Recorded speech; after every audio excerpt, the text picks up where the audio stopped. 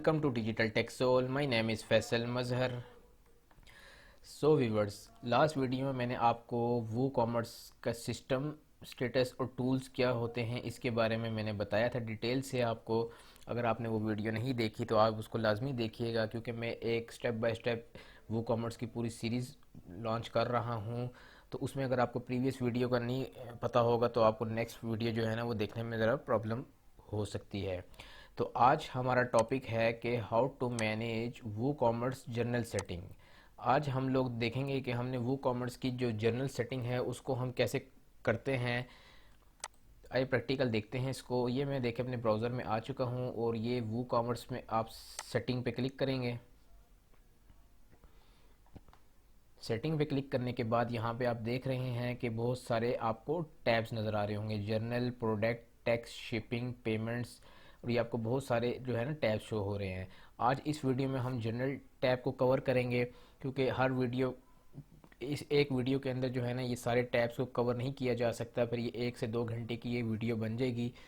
तो इसलिए आज हम इस वीडियो में जो है ना जनरल टैब को देखते हैं. जनरल टैब क्या होता है?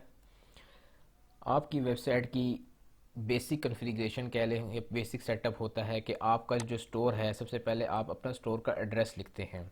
आपका स्टोर की जो फिज़िकल लोकेशन है, आपने अगर ऑनलाइन अपना स्टोर ओपन कर रहे हैं, लाजमी बात है आपकी कहीं ना कहीं शॉप तो होगी. अगर आपकी शॉप नहीं है, आप प्रोडक्ट्स जो आपके पास होंगे वो आपके घर पे होंगे, तो वो आपका जो घर होगा वो भी आपकी एक तरह से फ़िज़िकल शॉप है. तो आप उसका एड्रेस यहाँ पे लिखेंगे. ठीक है, यहाँ पे आपने इसका एड्रेस लिखना है अपनी शॉप का. उसके बाद यहाँ पे आपने अपनी एड्रेस की जगह सिटी सेलेक्ट करनी है. उसके बाद सिटी सेलेक्ट करने के बाद यहाँ से आपने अपना कंट्री सेलेक्ट कर लेना है. ठीक हो गया.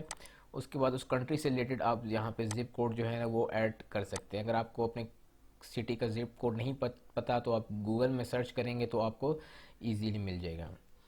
ये स्टोर्ड एड्रेस जो है ना ये सेट करने के बाद आप जनरल ऑप्शंस पे आते हैं. जनरल ऑप्शंस पे जो पहला ऑप्शन है वो है सेलिंग लोकेशन.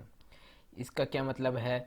इसका मतलब ये है कि सेल टू ऑल कंट्रीज़. इसका मतलब ये है कि आप अपने प्रोडक्ट्स जो हैं वो कहाँ पे सेल करना चाह रहे हैं. पूरे कंट्री में सेल करना चाह रहे हैं, विद इन सिटी सिर्फ सेल करना चाह रहे हैं, या वर्ल्ड वाइड सर्च करना चाह रहे हैं.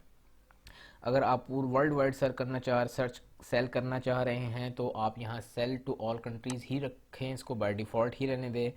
अगर आप स्पेसिफिक कंट्री में करना चाह रहे हैं, जैसे यहाँ लिखा हुआ है सेल टू स्पेसिफिक कंट्री, इसको आप सिलेक्ट करके ना यहाँ पे आपने सेलेक्ट कर देना है पाकिस्तान. तो आप सिर्फ पाकिस्तान के अंदर, पूरे पाकिस्तान में आप अपनी प्रोडक्ट्स को सेल कर सकते हैं. अगर आप कोई ऐसा कंट्री हो, जैसे सपोज करें कोई 10 कंट्रीज़ हैं, उन 10 में से आप 8 कंट्रीज़ में अपने प्रोडक्ट्स बेचना चाह रहे हैं, सेल करना चाह रहे हैं, और एक ऐसा कंट्री है जिसमें आप नहीं करना चाह रहे, तो आप कौन सा सेलेक्ट करेंगे? Sell to all countries except for. Except for का मतलब यहाँ पे, जैसे मैं अब यहाँ पे अफ़गानिस्तान अगर ऐड करूँ, यहाँ पे अगर इंडिया ऐड करूँ, तो ये इसका क्या मतलब होगा? अब इसका मतलब ये है कि इन 2 कंट्रीज़ के अलावा बाकी हर कंट्रीज़ में हमारे प्रोडक्ट सेल हो सकते हैं. हमने ये 2 कंट्रीज़ को ब्लॉक कर दिया है, हमारे प्रोडक्ट इन 2 कंट्रीज़ में सेल नहीं हो सकते. आपने यहाँ से अपनी फिर सेलिंग लोकेशन सेलेक्ट कर लेनी है. अगर स्पेसिफ़िक है, स्पेसिफ़िक करके आप पाकिस्तान जाने दें. और उसके बाद नीचे आएँ तो यहाँ पे आपको शो हो रहा है शिपिंग. अब शिपिंग होता है कि आप अपना प्रोडक्ट कस्टमर तक डिलीवर कैसे करेंगे. तो डिलीवर करने के लिए भी वही सेम प्रोसेस है जो हम ऊपर आपने कंट्रीज़ का देखा है. अगर आप ऑल कंट्रीज़ में सेलिंग करना चाहते हैं शिपिंग, तो वो आप इसको बाय डिफ़ॉल्ट ही रहने दें. अगर आप स्पेसिफ़िक कंट्री में करना चाहते हैं, आप स्पेसिफ़िक करके यहाँ से आप पाकिस्तान को सिलेक्ट कर लें.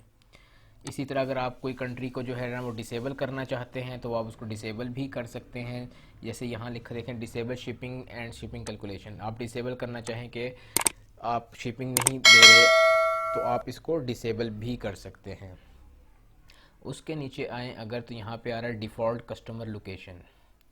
इसका क्या मतलब है? इसका मतलब ये है कि कोई कस्टमर जब आपकी वेबसाइट पे आता है और वो अगर कोई ऑर्डर प्लेस करता है तो उसकी एक आईपी जनरेट होती है, और आईपी के साथ उसका एक एड्रेस शो हो रहा होता है. तो यहाँ पे जो है ना आपने सेलेक्ट करना है जियो लोकेशन. जियो लोकेशन का ये मतलब है कि जब कोई कस्टमर आपकी वेबसाइट पे आके ऑर्डर प्लेस करे तो उसकी लोकेशन जो है ना, उसका एड्रेस आपके पास आ रहा हो। तो ताकि गूगल जियो लोकेशन बेसिकली गूगल के साथ कह लें कि इंटीग्रेट होता है, तो आपकी जो कस्टमर की जो लोकेशन जो होती है ना वो इजीली आप गेट कर सकते हैं।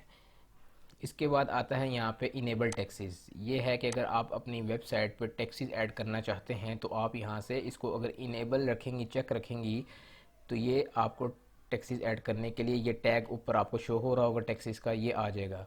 अगर आप इसको डिसेबल करें और इसको सेव करके देखें तो यहाँ पे आप देखिएगा वो टैक्स का जो टैब आ रहा है ना वो हाइड हो जाएगा। ये देखें यहाँ पे अब टैक्स का जो टैब था ना वो हाइड हो चुका है।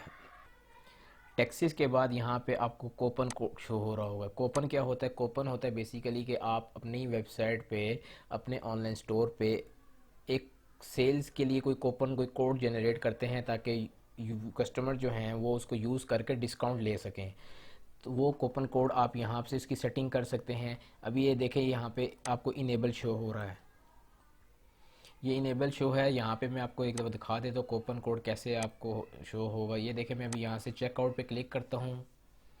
चेकआउट पे क्लिक करने के बाद यहाँ पे आपको एक कूपन कोड शो होगा। ये देख रहे हैं, ये है वह कूपन, आपके पास क्या कूपन है, क्लिक हेयर।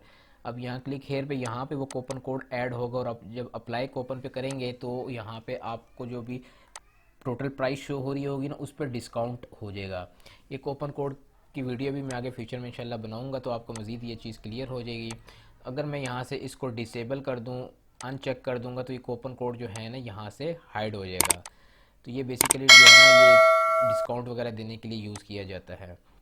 इसी तरह अब नीचे आए तो हमारे पास आ रहा है currency options. Currency option basically ये सबसे इम्पोर्टेंट आपकी वेबसाइट का होता है कि आप अपनी वेबसाइट पे जो प्रोडक्ट हैं वो किस करेंसी में बेचना चाहते हैं। अगर आप पाकिस्तान में यूज़ कर रहे हैं आप डेफिनेटली फिर पाकिस्तानी प्राइस ही रखेंगे।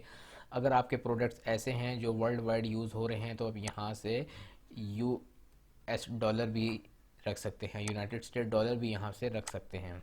इसके नीचे यहाँ देखें आ रहा है करेंसी पोजीशन। करेंसी पोजीशन होता है कि आप जो है आपकी जो प्राइस आ रही होगी ना वो लेफ़्ट पे आ रही हो बिल्कुल, या राइट पे आप चाह रहे हैं कि आए, या लेफ़्ट के साथ थोड़ा सा बीच में स्पेस हो। ये आप ठीक है ना, इसको ख़ुद भी देख सकते हैं, अपनी मर्ज़ी से जो है ना आप इसको यूज़ कर सकते हैं। इसके बाद यहाँ पे आ रहा 1000 सेपरेटर।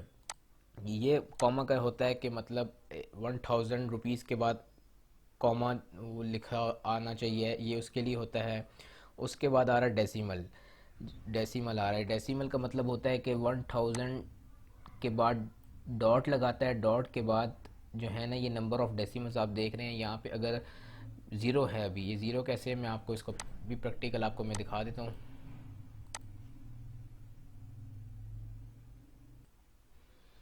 ये देखें व्यूअर्स, ये आपको प्राइस शो हो रही है, ठीक है। अभी यहाँ पे मैंने आपको जैसे बताया था कि करेंसी की पोजीशन रखनी है लेफ़्ट विद स्पेस। तो यहाँ देख रहे हैं ये लेफ़्ट विद बीच में स्पेस है और यहाँ पे उसके बाद प्राइस आ रही है। फिर उसके बाद मैंने आपको बताया था कि ये 1000 सेपरेटर कैसे लगेगा। जब भी 1000 की फ़िगर कोई आएगी तो उसके बीच में यहाँ सेपरेटर होगा। जैसे यहाँ देख रहे हैं ये 2400 की फ़िगर है तो यहाँ 2 के बाद जो है ना वो कॉमा आ रहा है। यहाँ पे अगर आप कोई और लगाना चाहते हैं तो वो आप इजीली लगा सकते हैं। अब यहाँ पे व्यूवर्स आप देखिएगा कि यहाँ पे अब 2400 के आगे कुछ भी नहीं है। क्यों नहीं है? क्योंकि यहाँ पे सेपरेटर के नीचे वाला जो कॉलम है जिस पे लिखा आ रहा है नंबर ऑफ़ डेसिमल्स, ये 00 है। इसलिए अगर मैं यहाँ इसको 2 कर देता हूँ तो आप, और उसको फिर मैं सेव करता हूँ तो आप यहाँ पे देखिएगा कि क्या चेंज होता है। अब यहाँ से हम इसको रिफ़्रेश करते हैं और अभी आप यहाँ देखिएगा कि ये प्राइस चेंज हो जाएगी। ये देख रहे हैं ये प्राइस डॉट के आगे 2 डेसिमल आगे हैं 00, क्योंकि यहाँ पे जो है ना हमने 00 सेलेक्ट किए थे। तो इस तरीके से जो है ना आप अपनी जनरल सेटिंग कर सकते हैं। उम्मीद करता हूँ आपको इस वीडियो में काफ़ी कुछ सीखने को मिला होगा। नेक्स्ट वीडियो में मैं आपको जो है ना ये प्रोडक्ट के बारे में डिटेल से बताऊंगा कि प्रोडक्ट क्या होता है, प्रोडक्ट्स की कॉन्फ़िगरेशन या सेटअप जो है वो कैसे करते हैं। उम्मीद करता हूँ आपको वीडियो पसंद आई होगी। हमारे चैनल को सब्सक्राइब कर दे अगर अभी तक आपने हमारे चैनल को सब्सक्राइब नहीं किया, ताकि लेटेस्ट वीडियो आपको वसूल होती रहा करे। Thank you for watching.